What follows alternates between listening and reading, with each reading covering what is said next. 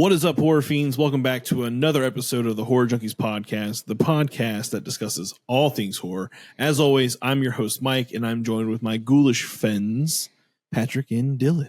Hello. Hey, how you doing? If you're a new listener, welcome. If you're returning, welcome back. It's a glorious time to be alive because we're finally back to our normal grind of watching random cool horror movies that we want to watch and talk about and not being force-fed Nightmare and Freddy and all Jason and all this shit. I'm so happy and to be back. And if you joined us for the Dylan Gorefest Extravaganza Terrifier 2 movie night in our Discord, thank you. Thank you for hanging out with us and watching a movie. That was pretty a lot cool. of fun. It was. I think we'll do a couple. We'll do some more of those in the future. I think.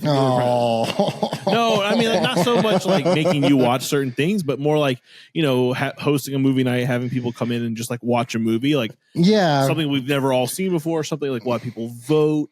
And it can just be a fun hangout session. Yeah, listen, I'd be totally down to like put up like 4 movies about like 4 options and like let the Patreon and like the Discord people pick. And then Discord is wild now. And oh my God, dude. I posted that Alien Romulus trailer in there today, and it was just like, I don't fucking watch trailers. Well, I don't think it was that kind of car. I think it was more or less so like people are so excited about this movie and like they got that teaser and like they're like, that's enough. I don't need anything. I don't blame them. No, for real. Like that movie though, I don't want to go in expecting too much. True. But I mean, how can I not? Exactly. How can I not? I haven't watched the trailer, and one of the things we're going to do on our show today is we're actually going to watch and react to the trailer, like we used to do back in the days in the podcast where we used to watch trailers together, because we're learning technology as we scavenge this digital age of ours. You're learning. Me and Pat are banging rocks and sticks together over here, like. It's okay. Only one of us truly needs to know how to do this. I'm glad it's you, dude. I'm so glad it's you. Someone has to learn it. Funny enough, like I was on a live on TikTok with Colby from Horror House and Taylor and Chuck and all these guys that we interact with, and we were talking about like the fantasy football idea, Dylan. And I messaged him, and I was like, Taylor was like, Colby, set it up, and he's like, why the fuck do I have to do everything? And I looked at Colby and I said, you're new to this, buddy. In every podcast, there's one person that just takes on the brunt of everything, and that's going to be you now. Yeah, no, I hit up Colby about it. He just goes, "Oh shit, brother." I'm like, hell yeah, dude. Yeah, as soon as he said, I'm like, Dylan is going to be immediately down for. Oh yeah, because I am a 1 fantasy football league person. I used to do like 3, but it made every Sunday a fucking nightmare. I could imagine, because every player I had, I was also playing against. So if they scored for me, they're also scoring against me somewhere else. So I'm just doing 1. But you know what? A fantasy football league full of horror podcast people I think is going to be really good. It's going to be a kind of fun thing. And I'm going to draft all Jaguars players. It's going to be great. It's going to be the greatest, the best. But God, before we get into this episode, Pat, there's a lot of things going on in the horror world. Do we want to start with some headlines? Do we want to watch a trailer first? What do we want to do? Let's do the trailer first. All right, let's pull up this trailer. Give me a second to share my screen. Baby boy. There we go. Here we go. All right, let's watch a fucking movie.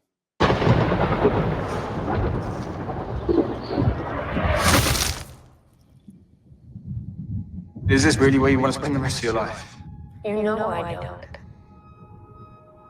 I've already loved the visuals in this movie. They're fucking... Then this is our only ticket out of there.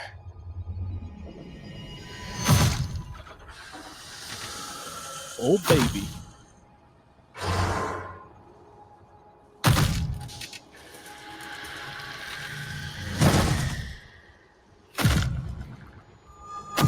Solid movies. Evil Dead, Don't Breathe.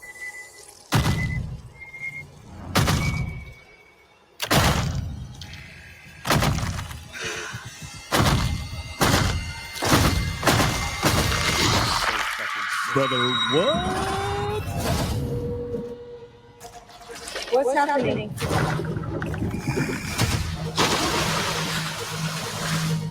Something in the wall. What do you mean there's something in the wall? There's just something in the wall.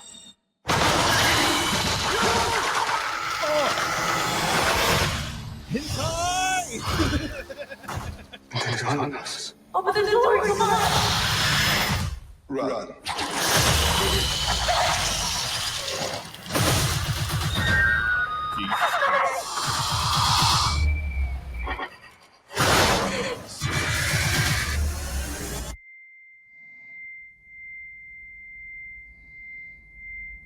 Yo, for the people who are not watching this on YouTube right now, and they're listening strictly through the podcast, and you have not watched this trailer, watch this fucking trailer. This is. Are you sure you want to do this? Yeah. Dude, I have one thing and one thing. fuck. I have one thing and one thing only. What? Lord have mercy, I'm about to bust. What'd you say now? I think he cut out. I think he died. I think the trailer was so fucking badass that he died because we didn't hear anything you said, Pat. Oh. Yeah, your Leslie Jordan thing didn't play. Yeah. It's okay. Lord have mercy, I'm It's about okay. to bust. There it is. There it is. I agree. The teaser was enough for me already going into this movie, and I really didn't want to watch this trailer, but seeing that the internet is literally losing their mind because of this trailer, I decided, like, fuck it, let's watch it. And Yeah. Jesus Christ, dude, this movie looks fucking awesome. It seems like there's a lot of, you talked about the imagery and stuff. It's very Ridley Scott. Very Ridley. It's like very, very Ridley Scott. And I think old Fede Alvarez understands that you can't give away a lot of stuff in the trailer. And they really didn't. He didn't. That was the one thing. Of course, like we know trailers today, they give so much away. I mean, the infamous right now in the world is Abigail. Like they truly ruined, the movie experience by telling us that she was a vampire. Like we should have just never known that and thought like these people had just kidnapped a random girl and then gone to the theater and seen that she was a vampire and just had that experience for that reveal. Right. This movie, I like so far, like how he's utilizing the face huggers. Very gross, very tentacly and menace. Like, oh god, I see that like coming on your face, trying to fucking put its little I also tube like in its mouth to infect you with the xenomorph, baby. God, I see water and I just go, oh no, Alien Resurrection. Which that scene in Alien Resurrection, I'll give it to him, is pretty badass. It's badass. I will say that. But yeah, the British guy, stop in the water. What'd you say, dude? The water.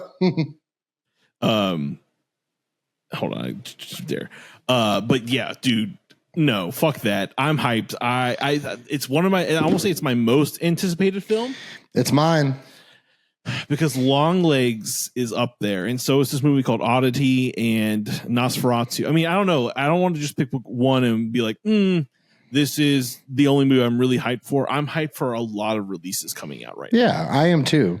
But I mean, Alien means a lot to me. Yeah. And it's been a minute. I mean, don't get me wrong. Prometheus and Covenant. I need to rewatch Covenant because I rewatched Prometheus from a different. I've seen Prometheus like 7 times, and only till recently I was kind of like, oh, it's that kind of movie. Yes. You know, you go into it thinking you're getting an Alien movie. You're not. You are, but you're not. But then Covenant, I think if I rewatch it from the perspective of how I just watched Prometheus, I think it'll make a lot more sense. I'm glad to hear you say that because I think that's what those two movies suffer the most from is that everyone expects these to be Alien movies when in fact they are very exploratory android setting the stage for how things have become in this universe. And I think it has, and I think it just has a lot to do with like the creating something. Exactly. And having your creation, like everything's creation comes back to destroy it. Exactly. You know, it's almost like, what is it from Jurassic Park? God creates man. Man creates, God creates dinosaur. Yeah. Oh, yeah. Fuck. I don't know why I can't remember that fucking line. You should know that because you are the resident Jurassic Park expert. But I'm literally Googling it right now because I refuse to not know. So God creates dinosaurs. God destroys dinosaurs. God creates man. Man destroys God. Man creates dinosaurs. And then we all know the infamous Dr. Ellie Statler. Dinosaurs eat man. Women inherits the earth. There it is. There it is. There it is. But I agree. And I think that's how you should watch those movies. And that's why I kind of love them, and I like the exploration part of those, where like you're actually exploring other worlds. You're not just tied to a ship. Right. It's very fun and very explorative. But I'm very excited about this movie. I can't fucking hype this up enough. And right. There are other things that just got announced, Pat, that I think you wanted to talk about. I think a certain someone made a TikTok account and announced some creepy new things on the interwebs. The Creep Tapes, a TV series based on the Creep movies. Yeah. Let's go. I love Creep. I love Creep 2. Me too. I'm excited about this. We had to put that on the list of movies we need it's already on the list, baby. I already had it as soon as it got announced. I'm like, oh yeah, those are movies that I want us to talk about on this show, because Mark Duplass, like, he made a TikTok just to do this, which I think is awesome. Smart. Yeah. He popped in and was like, and they were like subliminal, like literally a video of saying like tomorrow, 11 a.m. And then he showed up as his character from Creep in another video. Yeah. I'm excited. I don't know what they're going to do with it. If it's going to be like an overall story, or if it's going to be like individual, like an anthology inside that universe. Each tape is a different victim. Mm-hmm. That'd be, yeah. Maybe we see his progenesis, like how he started to where he ends. Maybe like Creep 1 and 2 are in the middle. I don't know, man. I'm excited. Yeah, there's not really many details out about it. Just the creepy Instagram post and whatnot. But I mean, Creep was pretty much one of the pioneering things on Netflix as far as like getting horror on Netflix recognized. You know, agree, I mean, I remember watching Creep, 2013 or 14 or 15, something like that. Yeah, weird found footage. Very, very like. It makes you feel gross when you watch it. Like it's very effective in how it portrays like just this awkward main character, this documentary crew that for the life of me just doesn't fucking leave. No, yeah. There's not really anything important they need to gather from a certain point, but they just keep fucking going. And it's funny you mentioned fantasy football. What's the guy's name? Mark what? Duplass. I like him, and he was in that fantasy football comedy on FX called The League. Oh, Yes, you sir. mean the show where we interviewed that one guy that was also on that show? Yeah, Paul Schreier. Yeah. Sure. He was goddamn, I can't remember his name, but he is so fucking good in that show. Maybe we can get Mark on the show. But we interviewed your buddy. You want to come on our podcast? he was on his way to Disneyland with his kid, and I think his the kid's nanny. I don't remember, or his agent or something. There was like a mysterious not relative with him, but he was like, "Yeah, I'm literally driving my kid to Disney. What's up?" And I was like, I'm in a parking garage. I may lose you. yeah, I remember that. That's very funny. We spent 20 minutes beforehand trying to get his fucking last name. Me trying to pronounce his last name. Didn't fuck it up. Yeah, dude. Oh shit! But what else is going on, Pat? There's been a lot of drops this week. Speaking of TV news, Paul Giamatti is set star in a Hostile TV series. So weird. I say, sell it. So buy it. weird. What do you mean sell it? I fucking hate Hostile. Well, Paul Giamatti's in it. Yeah, he's good, man. Yes, I was about to get into that. Rhino. He was Rhino. Oh, that's he's the dude, and he's the blue guy in Big Fat Liar. Yeah. He gives goddamn Malcolm in the Middle a hard time and Big Fat Liar, and no, I love Paul Giamatti. Yeah. And I the will fact say, that though, look, Paul Giamatti being in a horror franchise does not save the movie because we have Lady in the Water. That movie sucked. Well, that wasn't really a horror movie. That was like a fantasy thriller type. It was sold as a horror movie, though. No, I don't think it was. It's a thriller mystery. Yeah, it's like a thriller mystery type deal with like fantasy involved and stuff. It's not like fucking Cry Wolf or fucking shit like that, you know. That's another movie to put on the list.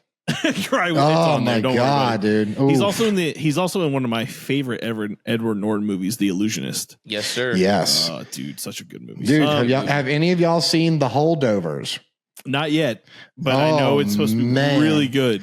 Why, if you want to talk about a movie that does like vintage style film making, like when you see the movie, like when you watch it, it's almost like you're watching something a movie from like the 70s. Like it's very like the way they do the edit and like there's like a little bit of film grain to it, not like but like in a meant to be old kind of way. Yeah. Very good story, very good acting. And I mean, I think Paul Giamatti rocks in just about everything he's in. I mean, Sideways is a fantastic movie too. I'm excited for this. I mean, it depends on where it's going. Does it say where it's going to be hosted, or is it just going to be the TV show? So it's definitely not going to be on cable TV. We're talking some sort of streaming service is picking this up more than likely, because this is Hostel and it's got to be able to be extreme. That's Hostel. They are extreme.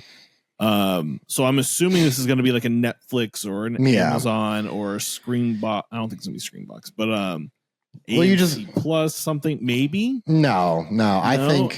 I think you know, most if not all of Eli Roth's movies have been, including Hostel 1 and 2, have been on Netflix. Mm-hmm. So I just have a feeling that is where it's going to end up. But also, I think the Paul Giamatti casting makes me more interested than anything, because why is a man like that, you know, 2-time Oscar he was nominated for 2 Oscars. I think he won the actor award for Sideways. So if I didn't, someone correct me. But as far as I know right now, he is, let's just go with twice Oscar nominated. Oscar nominated. This guy is doing a TV series on Hostel. Yeah. Why did he agree to join? Script. Like, is it a big payday? I don't think so. No, I don't think the script is going to be bomb, or the story so far, whatever they've decided as far as like screenplay, must be something that's very captivating. And I know that he wants to be like a Bond villain. I've seen him in interviews talking about like he would love to be a James Bond villain in the movie world. He was kind of one, because he was yeah. Have you ever seen the Clive Owen movie Shoot 'Em Up? No. Maybe? I don't know. Yeah, it's Clive Owen, Paul Giamatti, and Monica Bellucci. It's not a James Bond movie though. It's if you saw it, it's James Bond. Like 007, you know, Daniel Craig, like he wants to be in that world. He could do it. He's also really good in that show Billions that was on Showtime. I'm excited for this. I'm pretty pumped for a Hostel TV show. Yeah, I think that they could kind of go out of their wheelhouse a little bit and kind of elevate the premise, elevate the story. And Paul Giamatti with him attached to it, and we don't know who else is going to be in it. I think it has a lot of potential to be something cool that we didn't see coming. What else, Papa Bear? That's it. That's it. Shout Factory just announced the fucking limited edition 4K remastering Evil Dead Steelbook that I bought immediately. I said, yes. Wait, is it the remake or the original? It's the 2013. It's the Fede Alvarez 4K Steelbook. Yeah, I just fucking bought that. Well, you're gonna have to buy it again, because I bought it off of Shout Factory too, which is fucked up. They said, all right, go launch it. Dylan just bought the old version of it. Release the Steelbook now. Yeah, like my purchase was the one that sent him over the edge. We reached 5,000. Do a special edition one, and now I'm like, well, fuck, you know, whatever. I like my copy. I haven't even opened it yet. I'm waiting to watch it, but this one's pretty cool. I mean, it's not expensive. It's like $40 for the Steelbook. You can pre-order. It comes out in August. And it had the inside is sick. It's like the raining blood scene with the deadite Ash coming towards her. And then it limited, of course, limited quantities will get a big poster with it as well. Oh man! So I'm hoping that I was in that. Curse you, Shop Factory! Curse you! And then, real quick, before we hop into the episode, I have some goodies for show and tell. We haven't had a little show and tell in a while, and I want to showcase some things. Gasp! I know. I went to this place called Desert Island Comics over the weekend, and it's a really cool spot filled with a bunch of weird independent artists. It does have like your standard like comic books in it, but you really don't go there for that kind of stuff. And like off to the side in a corner was a stack of things, and I was just like going around them. And on VHS, I found Boris Karloff, Cauldron of Blood, for a whole $10, brother. Like, I'm not a big physical media guy. I'm trying to re-up it. My Issa is not 100% on board with it because of like space. But like this is something that like you just a rare find that you come across that you have to kind of pick it up. Like there's not too many copies of a VHS of one of Boris Karloff's like best movies next to Frankenstein and the Mummy. Right. And while I was also there, I actually made this into a video on our TikTok. If you're not following us, what are you doing?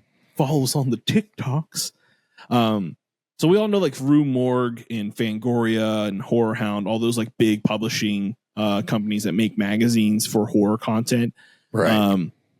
We live here in the States, so obviously we don't see much that goes on in the other continents of this world, except for like movies and shit like that. But I found what's called Vendredi 13, which is a French horror magazine. And this one does a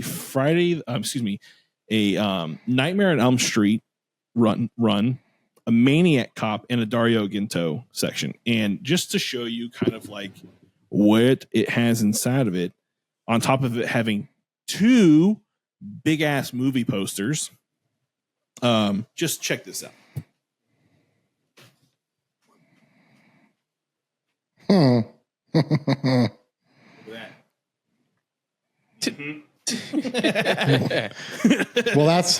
Well, I've got something new for Veronica, my shorty, to try. Here, put this on. Shut up. Put this on. Don't ask. And then the last thing I wanted to show you was my wife has been getting me a lot of horrors. My wife. You missed out, Pat. You missed it. Dylan beat you to it. But if you've ever wanted to know if your house was haunted, there's a zine for that, guys. And it's called 10 Signs You Live in a Haunted House. And it goes through just very shortly with graphics, like number 6. Do your pets behave weirdly? Yes. Do you have the feeling of being watched? Always. Unusual smells that don't come from you. My girlfriend. Unexplained movement. So it's just a real fun little book. I mean, the art inside is like kind of cool, like little cute cat. Where'd you get that?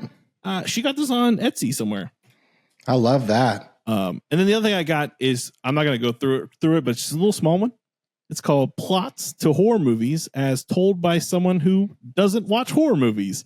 So it's just this person wrote, like, based on their general knowledge of horror movies, what they believe the movie is about. And they do one on Alien and Scream. And it's just a fun little zine. I love that Support idea. Independent zines, guys. They're cool as shit. I think that's very fun.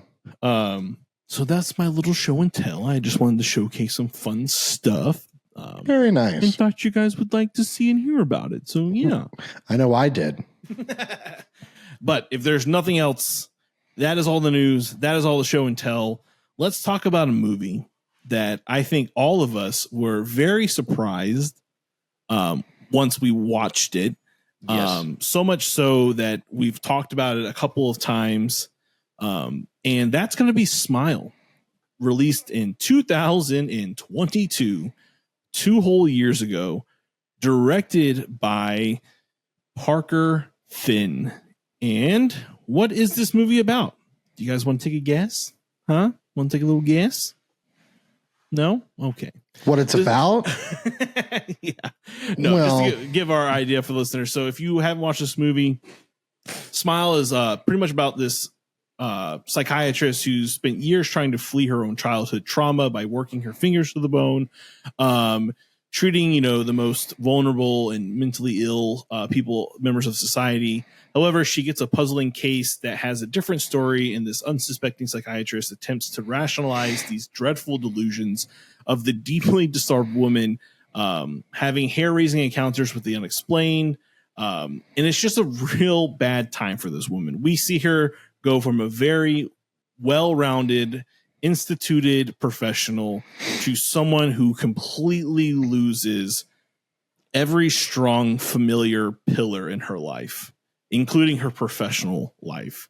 And I have to say, I think, Pat, you were the first one who was like, you got to watch Smile. I think that was like when I remember when we were first talking about this, because I think you asked me if I had watched it. This was during our hiatus. Mm-hmm. And I, just like everyone else, we went into this movie thinking it was going to be like Truth or Dare or whatever, because it seemed like that.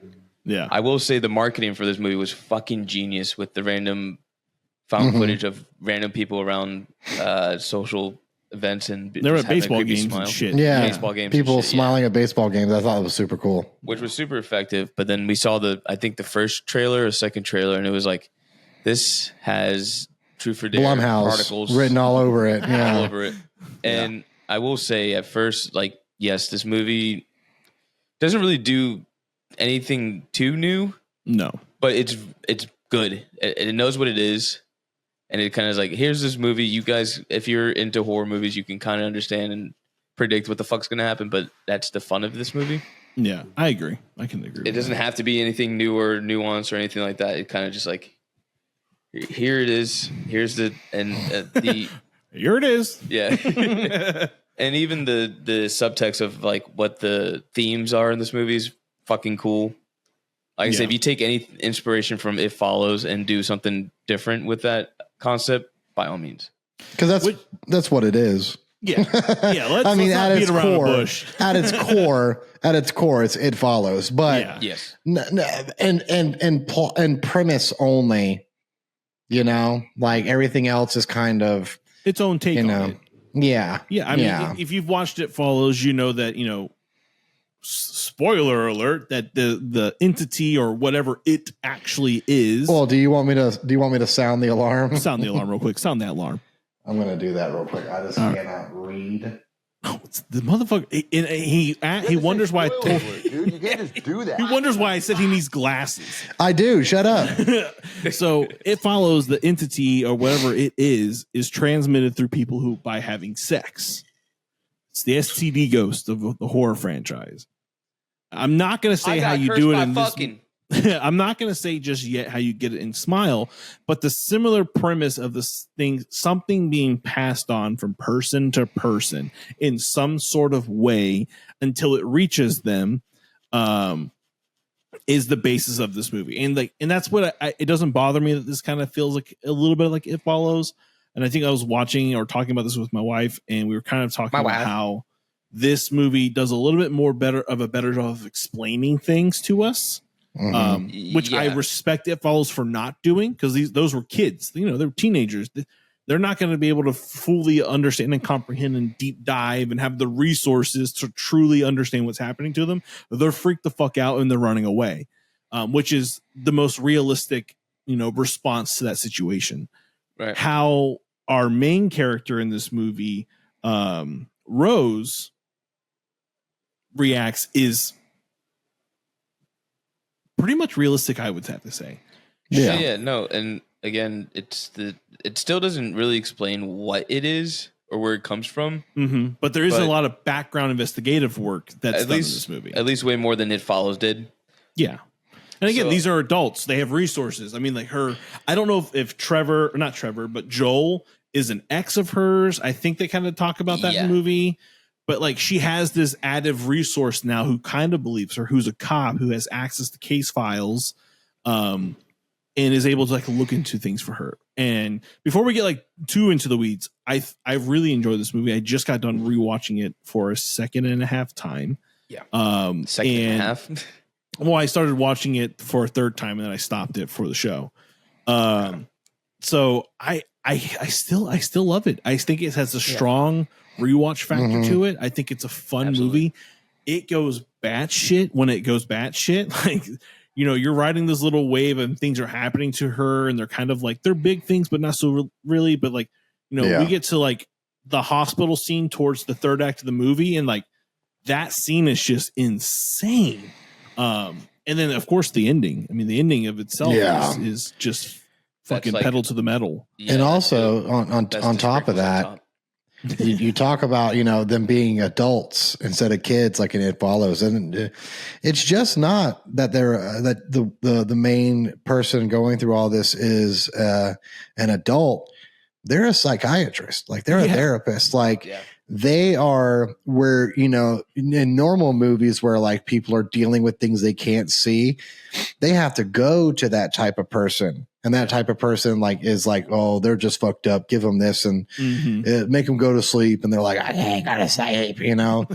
But this one is like, well, she's the one that like this is the person that you're supposed to look to for like being mentally healthy or like being able to like have a strong mental fortitude to stuff. So like when you see someone like that saying the shit they're saying, and I mean the birthday party. We could get to that later because this movie does something that I never thought I would agree with. But when we get to that scene, I'll explain. But yeah, no, I think that making the victim a psychiatrist or a therapist, like I feel like that's something that's like, well, I think that's pretty cool too. I'm sure I know they've done it before, but like, of course, I just think that's a neat little spin to it. I think that Rose, the character Rose in this movie, she's a well-rounded character, right? Right. We're getting snippets of her childhood. We're seeing that she grew up in a rather horrible conditions. Her mom was some sort of addict, was constantly in the bed. I'm assuming OD'd. You know, and her sister. Rose and her sister are the ones who had to come. They had to grow up. They had to be adults at a young age, which is unfortunate for a lot of kids in this world. So being able to know that like background story and then see kind of where both of them end up. You know, Rose's sister is someone who, you know, has a husband. They have an 8-year-old boy. Rose has Trevor, who is her husband, and they have a strong sense of, you know, of a familiar unit. Like they go to dinner and they have birthday parties and they talk about their, it's like you see this, you're like, wow, what can so go wrong? And this movie does that within the first 5 minutes. This movie truly does not like waste any time giving its viewer an idea of what the fuck's happening, because we get introduced to this first victim who is brought into the like emergency room setting for this institution, and she's talking about how something is following her. In the case file is showing that she had witnessed her professor kill himself like 4 or I think 3 to 5 days ago. I think around there is the time frame. Because that's important to know. And she starts freaking out in this room, and it's so terrifying to watch this woman go from like, you know, upset, shaken, to in a state of utter fear and trying to crawl away from whatever it is in front of her. And I love that shot that when they're wheeling her into the hospital, that overhead drone shot of the ambulance pulling up and just pulling this absolutely psychotic acting person out of the stretcher and just like overhead. It has, you know what, and something else I really like that they've done. I love the color palette of the hospital. Yes. The color palette is really nice. It uses the color theory to explain or to tell a story or what's about to happen. Just like, you know, those films, like the red phone, when she answers it, walls. But that scene when she screams and she's crawling away, and then all of a sudden it stops. You know, like it's so eerie. It's so like, what has happened? Because it's off camera. Like we no longer see it because Rose is she's calling for help, and there's just silence, and then she turns to her and looks at her, and she just puts that fucking smile on and just slits her fucking neck. And it's gross. It's gross. They don't pull back. It's gross. Yeah. No, the violence in this movie is there, and I think and it's unexpected. I appreciate it. Because again, you look at the trailer and you're like, oh, another PG-13 bullshit thing, and then it's like, oh no, they were edging. They were edging because this movie was probably fairly close for being a rated R movie. I think it was. It is R. Yeah, is it? I thought you said it was PG-13. No, he said it. It looks like it. Oh no, I got you. Okay, I misheard you. No, it's rated R, and thank God for this. One, the pacing of this movie, but it's an hour and 55 minutes long. Yeah. We don't get those a lot. No, we don't. Especially in horror movies now. It's like, this does feel like an early 2000s. Like it reminds me of It Follows, but it also reminds me of The Ring. Mm-hmm. I miss cursed definitely. movies. Yes. It definitely. I was going to bring that up later on. The fact that there's a scene later on in the movie where they're talking about this, and the Joel is talking about other cases, and they say it's about a week.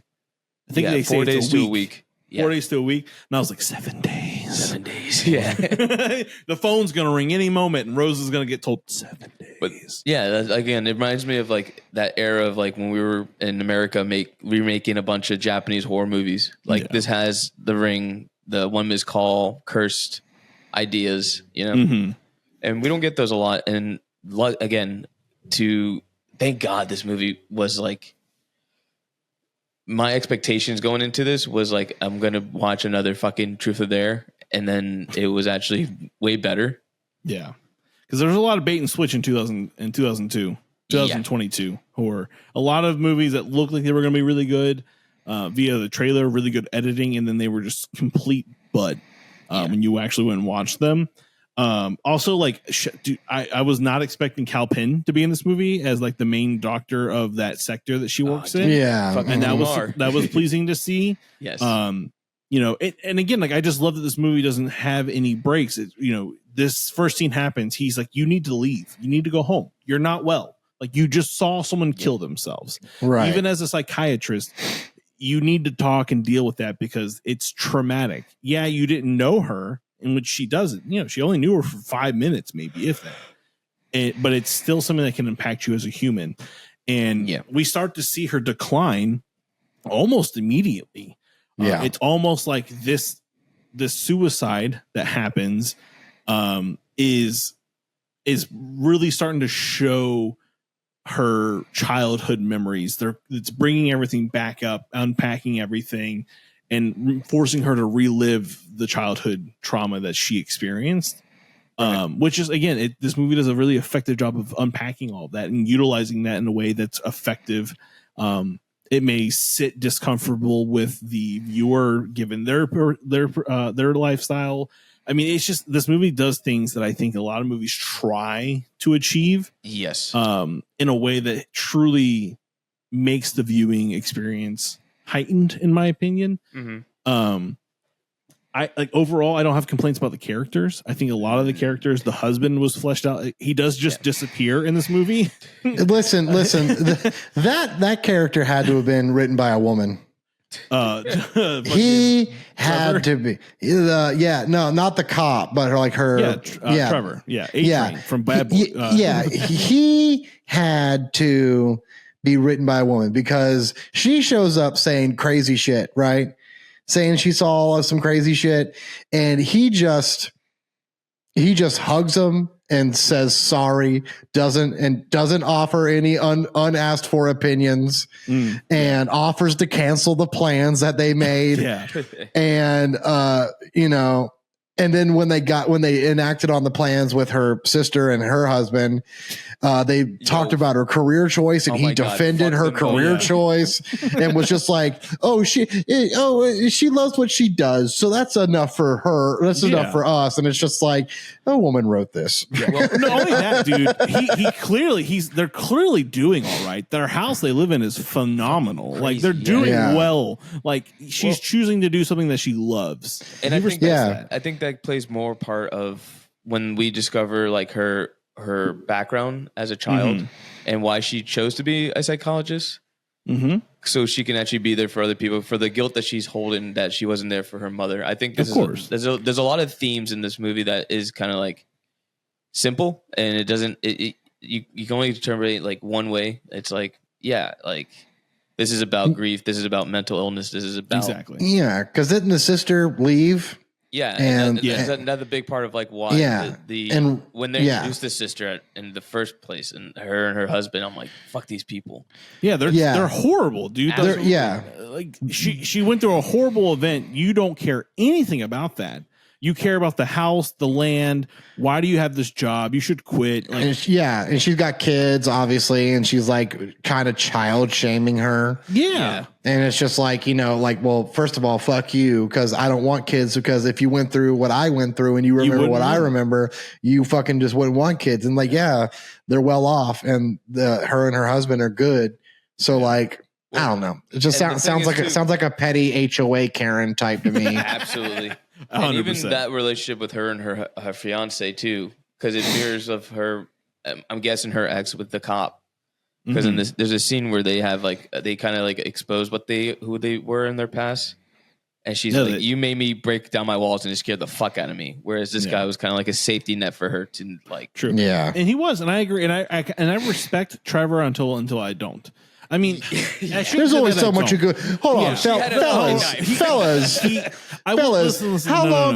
How long can you tolerate some crazy shit your woman says before you're hopping out? He tried to help. He tried to help. I think there was a better way of handling the help than ambushing her. Exactly. There's a better way of doing that. A better way of like sitting, because we know him to be this competent, understanding person who has what appears to be a very well grasp on emotional intelligence and understand and read his wife, and just be like, hey, you know what? I don't think you're doing okay right now, and I think we should go. No, because this is how it should have happened. You don't ambush someone who's clearly going through something. But if he's doing so good and he's so well adjusted, how are we criticizing him? How could we know that we would handle that situation any better? We don't. Exactly. But again, I'm thinking of him as a character and what they've presented to me. Him being this, he's again like, she had this horrible day. His immediate reaction, like, let's cancel the plans. Are you okay? Like, he didn't die though, did he? Oh, he doesn't die. Exactly. Well, he's smart. No one in her immediate vicinity, except for something else, dies. I mean, this movie isn't that. It's not a slasher. There's not a high body count. This is a entity. Yeah, the entity's not interested. Hit that button. Which one? Oh, you know the button. Spoiler alert, dude! You can't just do that. So, this is a movie where, in order for this entity to progress, you have to either kill yourself in front of someone, which is fuckery at its finest. Yeah. Or if you listen to what in the jail scene, what the guy says, and I'm going to play it real quick. Yeah. Is going to die unless she kills someone. That's the only way you can get rid of it. The only way. She has to make sure there's a witness for it to pass to, because this thing needs trauma to spread. That's what gives it power. Trauma. Your patient has to make it count. Tell her to use some kind of weapon. Make the biggest mess she can. I can't kill someone! I love this scene. It's such a shift in the movie. You have it? You crazy bitch. Why the fuck did you come here? You're not giving it back to me. Get out of here! Get out of here! Get away from me! Dude. Get away from me! And it's horroring, because if you're watching this man has already dealt with this. Yeah. He has dealt with this entity coming at him and fucking with him, because that's one thing. See, like, It Follows, and I love It Follows. It's one of my favorite movies. I'm not excited for the sequel. I'm very excited for They Follow, but It Follows, all it does is it truly does just follow them and tries to get close to them. And there are some scenes where, like, it's very nerve-wracking. I always laugh at the scene where they're like, you see that lady with the football? But in Smile, this thing fucks with you mentally. This thing breaks you the fuck It warps your reality, and it's so fucked up. Like the birthday scene. The Dylan, birthday please set up the scene for the birthday scene. So here's the thing. I get half excited when I see a cat in a horror movie. Why? Because I you know, I'm a father of 2. Yeah, me too. And you know, I think to myself, they're not gonna hurt the cat. See, I get the opposite reaction. I'm like, oh, they're gonna kill this fucking cat. Because here's the thing. I will remove a star from a rating if they kill a cat or if they kill a dog. Yes. Cat more so. The dog are more lenient on them. If they kill a cat gets a full star, dog gets about a half. That's why, what was it, Thanksgiving or whatever? Not only does he not kill the cat, but he feeds it and pets it. I'm like 5 stars. You know, funny scene. But the cat goes missing. You know, and you don't know where the cat is, and that's important. So the main character Rose, she goes to her sister's her nephew's birthday party. Cute little kid, by the way. Gets like Jonathan Lipnicki vibes from like Jerry Maguire, and the human head weighs 9 pounds. You know, that kind of shit.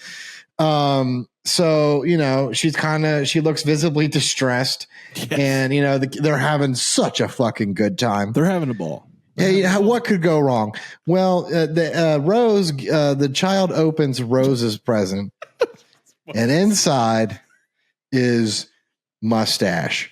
But he is dead.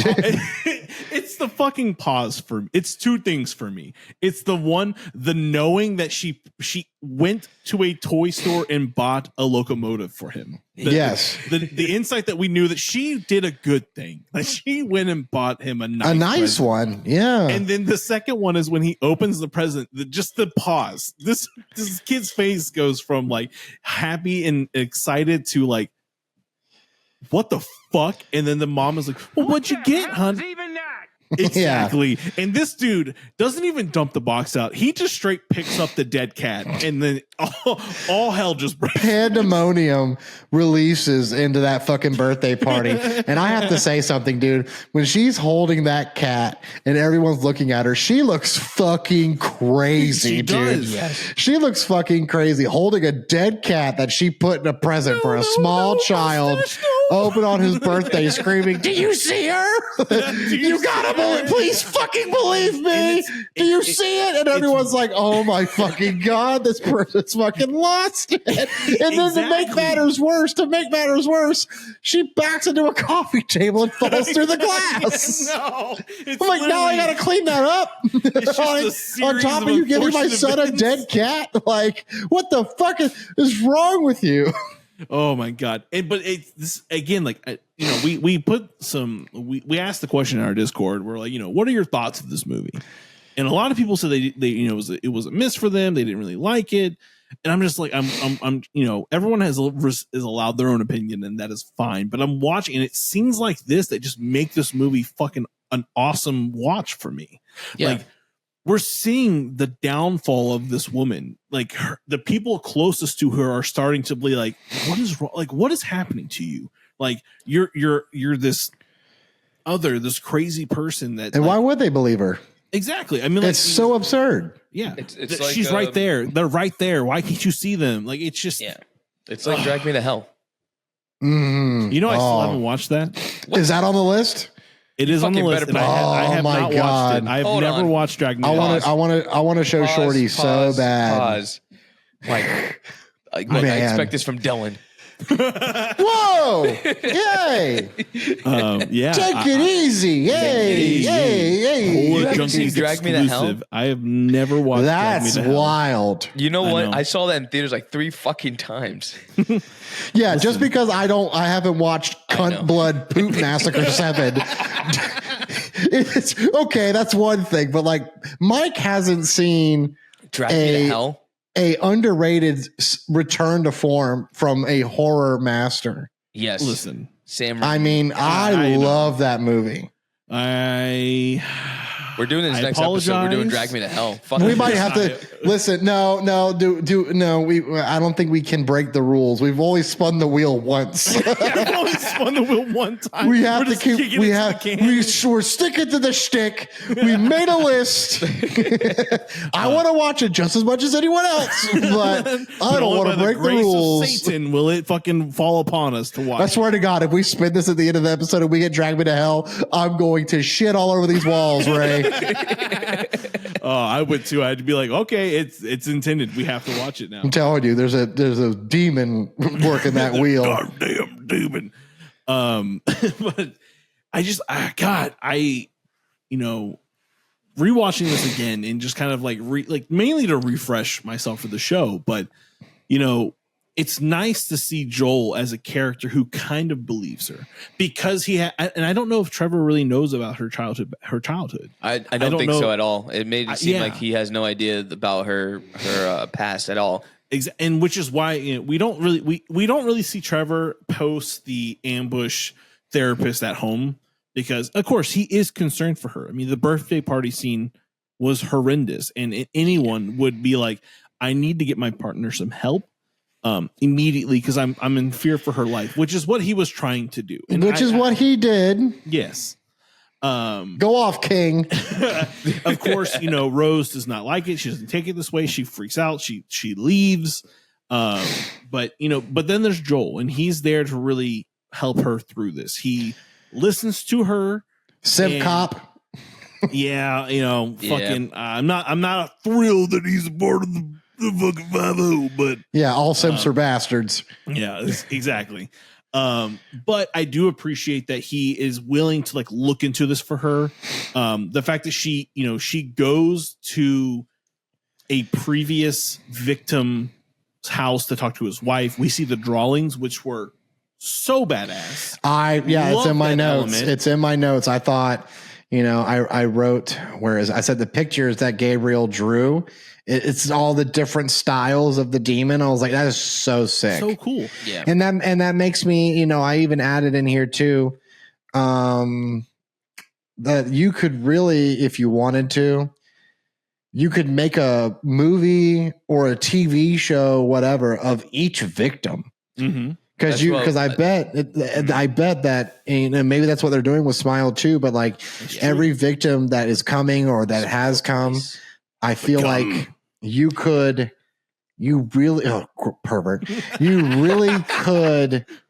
really could do something unique and interesting with each one pertaining to that person and their life and what they do for a career and what their ultimate suicide is. Yeah. You really or could do you meet someone that kills people?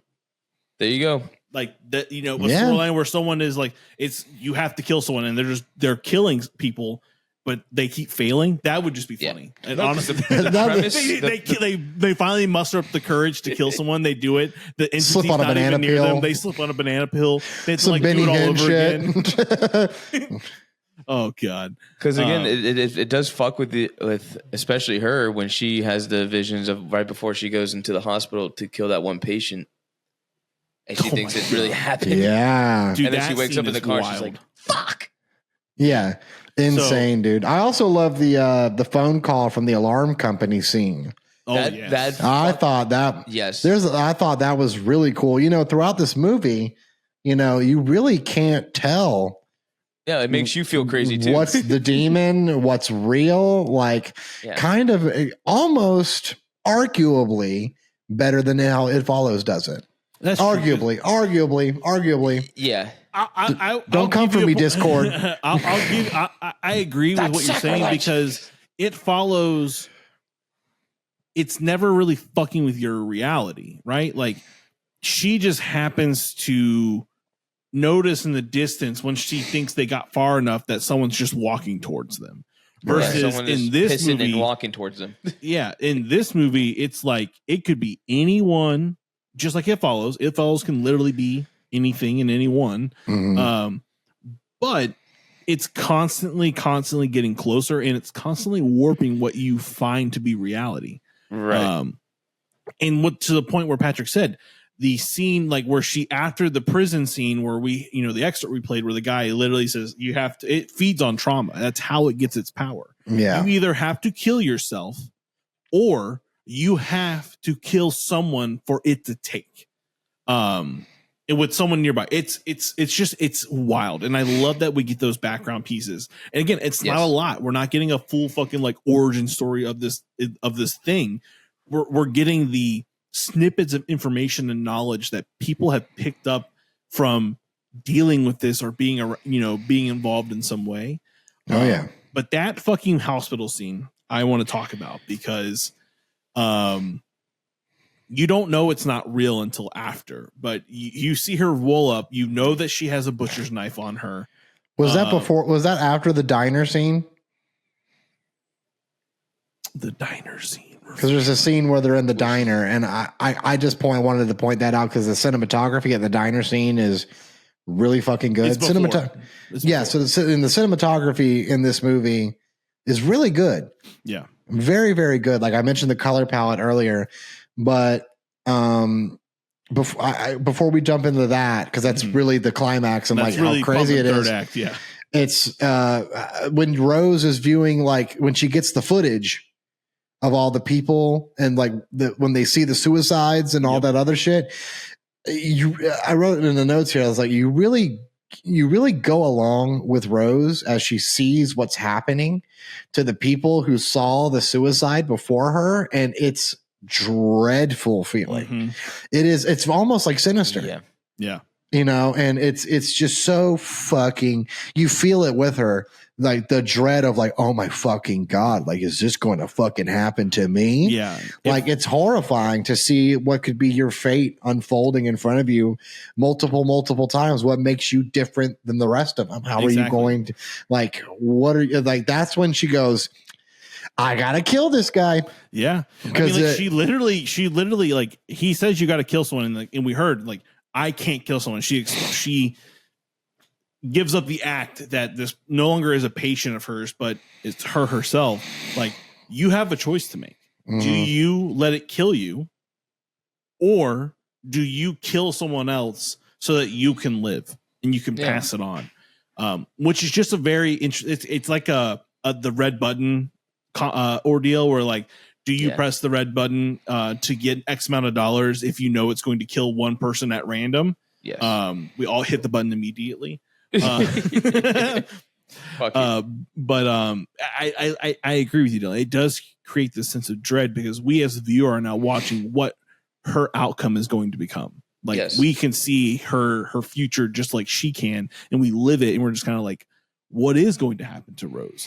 Like, we're already kind of attached to her because they do a phenomenal job of making you feel for her.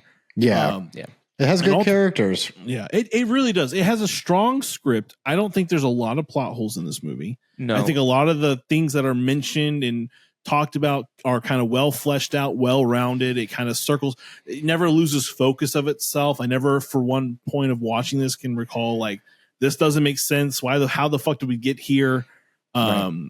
And then, like, to get to this, like, towards this third act of this movie, she shows up at the hospital, goes into the patient's room, who says, we're all going to die, which was a really fucking triggering scene. The fucking, you're going to die. You're going to die. You're going to die. When he first comes across her, him, and then he comes back later. God, the smiles. Like, you never would think a smile would be creepy and terrifying. The only effective one that can do it is the guy from Courage the Cowardly Dog. Oh God. Like, that one is truly. I gotta sleep. I gotta sleep tonight. Stop. You're welcome. Jesus. But that scene where she goes into the room, he's obviously freaked from the last time of the last interaction they had. And then Kel Penn's character comes in. He's kind of like, what are you doing? Stop. And she just starts fucking stabbing him. And then where you can kind of see that this maybe not be reality is his reaction to it, because he's not screaming. He's kind of like, and like, he's like screaming with her as she's screaming, but it's not like painful, this is killing me scream. It's almost like pleasure. Exactly. And then excuse me, and then Gail Penn's character's like, Rose, what are you doing? Stop. And like, dude, the dude just rips his fucking face off. I was watching it. I said, "Oh goddamn, Kumar ripped the special off his face." Oh God, there wasn't a White Castle nearby. Do you want to go to White Castle now? God damn it, I want to. Yeah. God damn it. But then she wakes up, right? She's like, "Oh fuck, that wasn't a real thing." But again, it's another play in like her mental space. Like she thought this was real, and she was fully committed to go in and fucking kill that guy. And then she's like, I gotta be alone. Dr. Cal Penn's character confronts her outside the hospital, and she's like, I need to be alone, and drives to what we can assume is her family and childhood home, which is a small little cabin, secluded. You would think this is perfect place to hang out when you have an entity coming towards you that's trying to kill you. Well, she went home, didn't she? Because the therapist showed up unannounced again. That was before the hospital scene. It's before the hospital scene. I want to touch on that a little bit before we get. Because I love that scene. Yeah. Again, when we compare this a lot to It Follows, and the thing that it does further into than It Follows, it disguises itself as people that you know in your life. Which again, It Follows does that at the end with her dad. Yeah, but it's not heavy handed on that, like on this movie. Spoiler. When it does disguise itself as people that you know. Yeah. Again, the security company calling her and fucking with her, the therapist. Yeah, cool. That was. I mean, but the best example of that is the scene where she goes to her sister's house after the party. Yes. And the sister goes in the house, and then when Rose gets in her car to chill out for a little bit, the shot stays in the car but on the door. Then the door opens up and her sister's coming out, and you're like, oh, she's gonna say sorry. Nope. she gives it the old knock knock, and then the head just fucking cracks down, and she's smiling, and like it's such a grotesque angle. It's so impossible and weird, but it looked practical too, and kind of. If it was CGI, great job. Yeah. But I think this movie's mostly practical, and a thing that I will agree with when people are like, I don't want to watch trailers, because that was like the money shot of the trailers. And like, when it happened, when I first started watching this movie, I'm like, here it goes. And I wish they didn't have that in the trailer. Well, you know, it's still effective. Don't get me wrong. But they all can't be Barbarian. I know, which is the master class of trailers. It really is. You know, it really like fucking was. Yeah, like you got to get butts in the theater somehow, and that scene will make a lot of people go, "Oh yeah, I got to see that." I agree. Yeah. Like it's not like a Barbarian where like you're kind of depending on, you want a larger crowd, but you kind of want to lure in a certain kind of crowd. Mm-hmm. You know, I feel like this movie, while it had a lot of like originality to it and the marketing was really, really good, I felt like they were like, okay, maybe they took a bigger risk on it than they thought. So maybe they did. You know, yeah. So I feel like, you know, like, well, we got to show something fucked up. It's because this movie was originally slated for streaming only. It was not going to be, it wasn't going to hit theaters, but I guess it tested well in focus groups. They're like, fuck, reorganize, re-strategize. We got to put this in theaters because we can make a lot more money, you know, obviously. Yeah. And there's a second one coming out, so it worked. I wonder if they're going to do the same marketing for the second one. I think it'd be cool. You do? I would say it'd be cool. I don't think it'd be as effective, unless you can find a way to do it more effective, like not make it so like it's a smile. I will say The Strangers Chapter 1 did a pretty good job with their marketing campaign, with like randomly showing up on security cameras and shit. Yikes. Listen, no, I don't want to talk about it. I don't want to like derail this conversation, but I did watch a video because I still haven't seen it, but I know that it's not everyone's cup of tea. The director did say, hey, this is one of 3 chapters. I get what you're saying, but please try to hold judgment until you watch all 3. Please go see my other 2 movies. Yeah, please. I get it, because like if there's a lot more context being given in 2 and 3, then I get why there's a lot of like maybe like plots that are not fully explored, or like characters not fully developed because they're going to grow. Again, it's weird that they're doing this 3 chapter thing, and maybe they should have just did a limited series.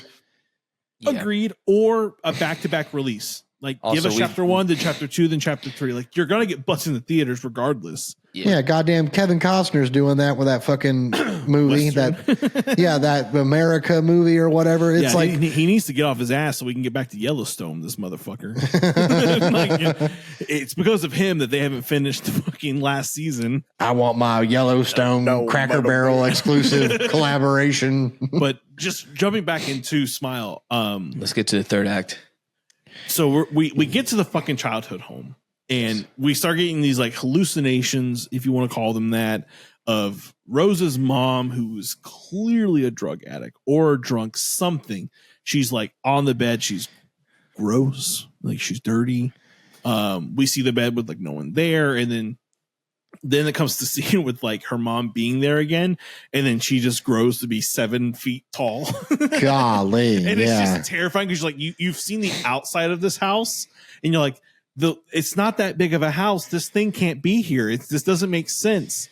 And it gives me what I think is truly one of the coolest psych out endings ever. Yeah. Because here we go. We think that Rose has done it. She has killed this thing. She has fucking broken a lantern and has lit it on fire. And that is it. She's done it. She gets to get up and go. Wrong. Wrong. Very wrong. Wrong. Very wrong. Yet again, the entity or the mental capacity of her is so diminished that she's living in this alternate, time where she thinks she's doing things, but it actually hasn't happened yet. But then we get the true ending.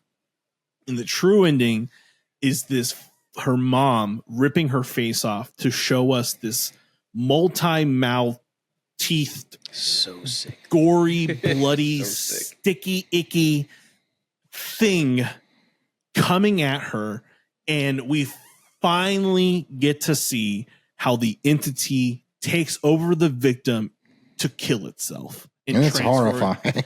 It's fucking terrifying. Yes. That scene, it's a wide out shot. We're seeing the house. We see the background of the house. We see Rose, who's we had before that is a close up scene of Rose about to smile but screaming, and then we pan out and then we just see the entity pulling her fucking mouth, like her face wide open, and then we kind of see it going into it, and then all of a sudden Joel kicks down the fucking door and watches Rose kill herself, leaving us to know or end this movie with the fact that Joel is now next. Yeah. And I love the imagery of like her being on fire through his eyes. Oh my god! Yeah, this movie's badass. Like underratedly, like artsy. Like, yes, yeah. It doesn't, but it's no, not like I said, good cinematography, and it's not pretentious. It's not like, ooh, look at this shot, look at that shot. No, it's like it's very subtle. I would say the movie's very, very subtle and in a perfect way possible. Because it seems like it's a Hollywood movie. It seems like it's like a commercially mainstream horror movie. Yeah. But it has it's like the best of both worlds. Absolutely. It's like what would you do with a lot of money and probably very little interference from the production company? And you make you know what I'm saying? Like that's what you would get. Yeah. Like it's like not Alien 3. it's it's the opposite of that. Like what can you do with a big budget and little interference? Exactly. Not that I'm aware of how much. Not that I'm aware of how much there was and wasn't, but no, it's she because it's I laugh so much because this big fucking 8 foot tall thing just comes out of nowhere. 8 foot tall with a forehead to match, dude. Yeah, like overdeveloped frontal cortex, like the skull. It's like got a peak. Yeah. It's like a plateau. It's massive. And she just comes out smiling. And I wonder when she rips the face off and the flesh and everything, is that the true form or is that just like what they use to scare? I think that's the true form. May never know. You're probably right, Pat. I think we're supposed smile to assume, we're supposed to assume, that's its final form. But it seems like it's just shapeshifter, so it doesn't. I don't think it has like a Well, it's got a base- true form. It's got to have. I mean, a it true has to have a form. true form, but I don't think it exposes itself. I mean, Morph has a think true that- form. Like, I think that. Yeah, I think that the what we see is its actual form. Okay. Because it just makes sense, and plus it kind of draws back to an image we saw in Gabriel's studio. That's true. So right. I do want to, before we give our ratings, I do want to, the lovely people in the Discord gave their thoughts. Yes, let's hear it. So Chuddle the Sam, so that's Sam from Chuddle the Podcast, said What up? people really like it, but it felt like a generic J horror remake to me. Chuddle the Brian said, Smile was fun and unexpected. Felt like a great J horror remake to me, which I agree. Pat, you harped on this earlier about it having a lot of J horror vibes. Travis from the Nightclub Podcast, said, I'm about to say which one of these reviews is from the shirtless freaks from the Louisiana don't swamp? worry, I got you. So that one of them is Travis. This is him. He said, "Gave me it follows vibes. I fucking loved it. I fucking love that shit, boss." Trenchfoot Rick, which is the other one, he said, I was kind of bored until the end. The mommy monster was dope as AF.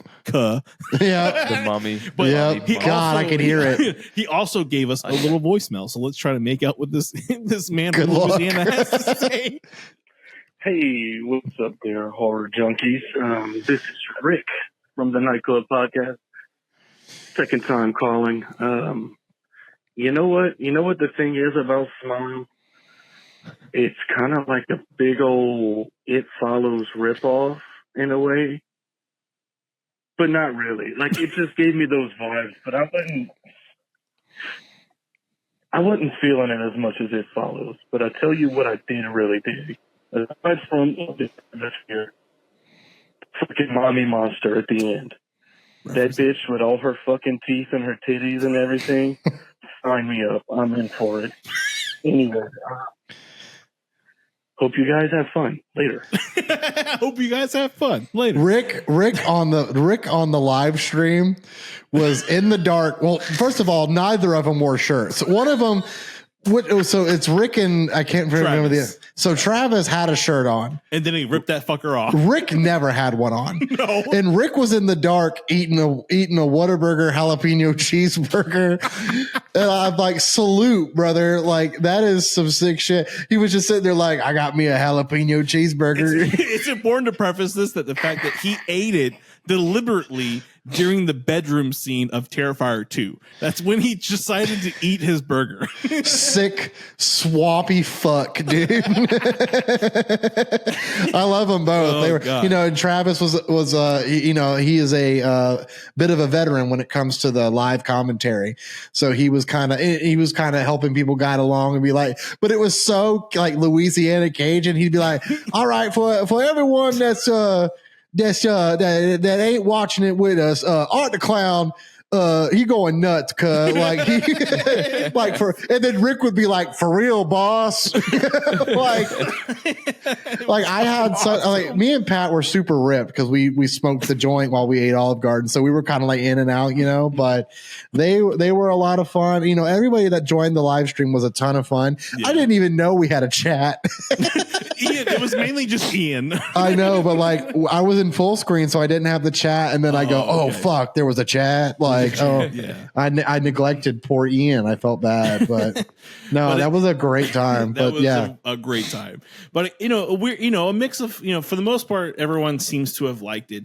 Chunky Larry did send something, but I didn't download it in time, and I don't want to have to hold my phone up to play it. So I'll probably post edit it into the show. So Chunky Larry, everyone from Creature Feature Podcast. But back to I give this movie overall a solid 4 out of 5. I've watched this now 2.5 times. I have thoroughly enjoyed it every single time. I enjoy the characters. I enjoy that it pulls from the J horror world.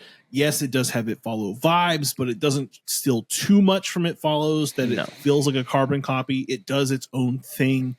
The gore is there. It's very brutal. It does an effective way of giving the viewer the grief, the torment, the insight to the childhood trauma that Rose faces in her life, and then gives us a very well-rounded ending. And it did leave itself open for a number 2. And I'm okay with it never getting a second movie. I think that it's a great movie, and I think that it never needs anything more, but I am excited to see what Smile 2 has in store for us, especially because Peter is involved with that project as well. So that's what I got to say. Pat, you go. Oh, I give this a 4.5. Oh, where's the air horns? Where's the air horns, Pat? The air horns. Yeah. There we go. I had so much fun watching it the first time, and then this movie has a cool rewatchability, and then you discover a little bit more stuff. Mm-hmm. I love the fact that even the security images, just like in Sinister, that kind of overshadowed the movie. This doesn't. Mm-hmm.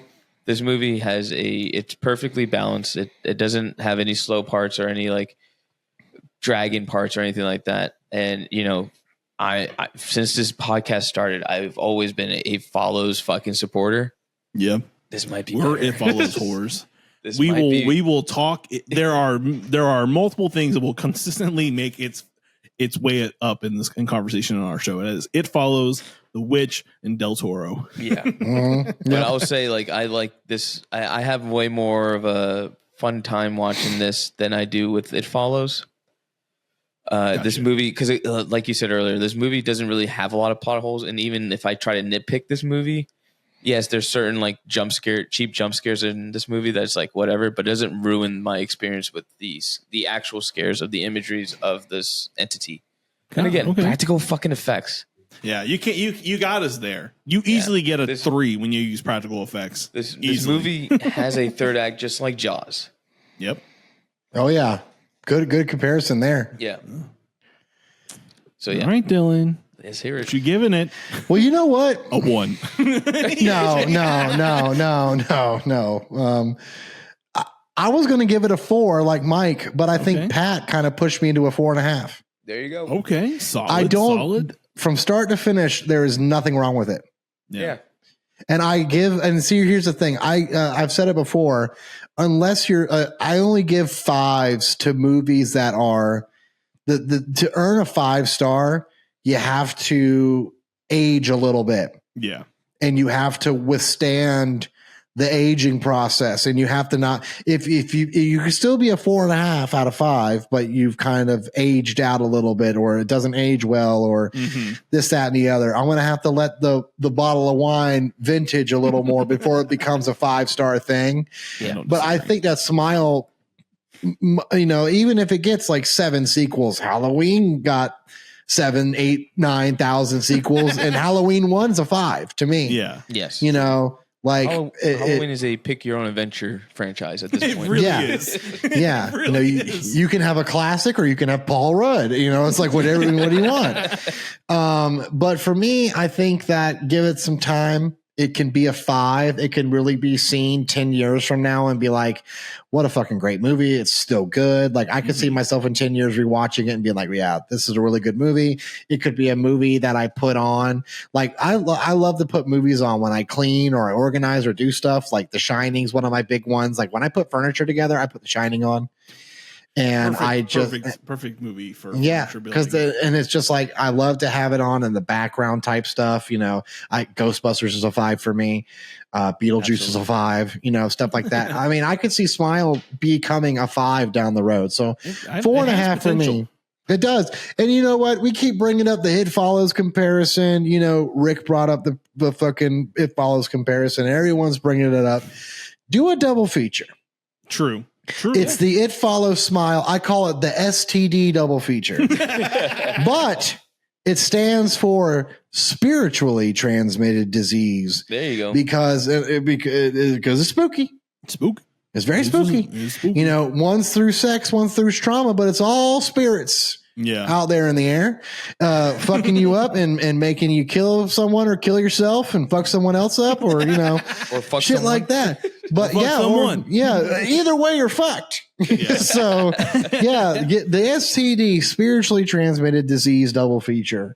These are 2 good ones to watch back to back. I agree. Because you get similar yet different. Yep. One's obvious. Smile is more of a very different popcorn. It's more of a popcorn movie than It Follows. It Follows is a little bit more, art. It's a little more art house. What the listener consider art house is up to you. Yeah, that's why it's called art. But for me, solid 4. I just dropped it in the letterbox there. 4.5. He did it live on the show. I did it live on the show. Yeah, actually, you know what? I've actually been going into our own letterbox for the show and actually putting the review, the scores in that we give it, and then I actually write a little review. There you go. Oh, yeah, I've been writing little reviews on Letterboxd. Well, I think does it come out to a 4.5? A 4 plus 2, 4.5? 4.5 with a 4 averages out to 4.5. Yeah. So I will say this one thing about Smile. This is a great movie if no one's ever watched Smile, you need to sit them down and just get some snacks, turn the lights off, and put this on because it is a hell of a fun watch, and then throw on It Follows if they dug it. Because I agree with Dylan, it's a double feature that I think is worth the time and effort to watch together. What you watch first, maybe flip a coin. Maybe you watch Smile first and then watch It Follows. You could flip a coin. Yeah, you'll be happy no matter what. But that's our score. We would love to hear your thoughts. So make sure to drop us a message. Follow us on TikTok, on the Instagram. We're doing more and more over there. We're part of a lot of different groups now. We do like a Saturday Cinema Society thing with a bunch of other podcasts and horror talk creators where we get paired up every week and we get an overarching theme. Like this week is horror comedies, and I got teamed up with, or our show got teamed up with Colby over the Horror House podcast. He gave me Totally Killer, which I love because I love that movie, and I gave him What We Do in the Shadows, like the OG movie. Yeah. So come Saturday, I'll make a video on TikTok and I'll talk about it. Yeah. So if you're not following us, click the links below and follow us. The Discord is popping. Yeah, join our Discord. It's a fun time. We every have rules, day, but hey, it's still a lot of fun. There's a lot of cool people on there. There's directors in there now. I mean, come on, hang on out. Come join us and talk and watch movies with us and talk snacks. I'm dropping all kinds of bands in the fucking Horrific Jam server. I'm dropping trailers. I'm dropping. There's a zine channel where I fucking upload our zine for free, and I forget that there's the Horrific Jam stuff. I need to start because I have a lot of bands. I just need to start throwing in there.